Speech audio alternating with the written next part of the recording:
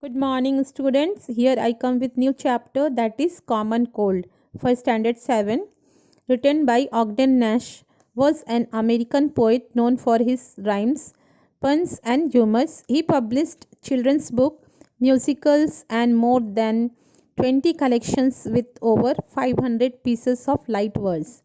With his unconventional rhyming schemes, he was declared the country's best known producer of humorous poetry. See the hard words and the summary of the chapter.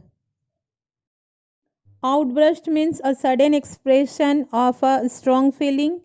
Terrible means extremely bad.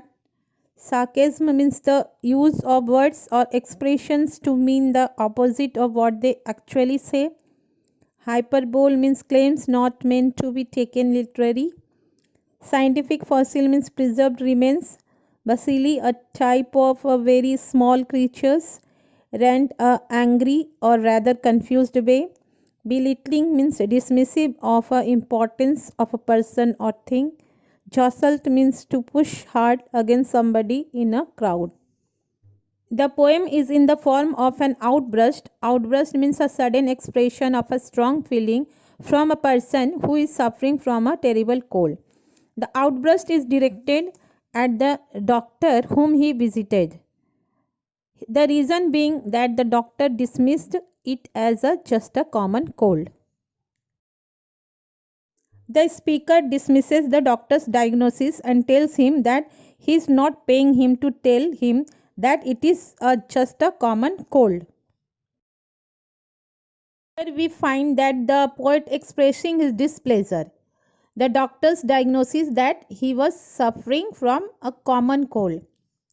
He refused to pay the doctor as he felt that the doctor's diagnosis was incorrect and he was surely suffering from something far worse.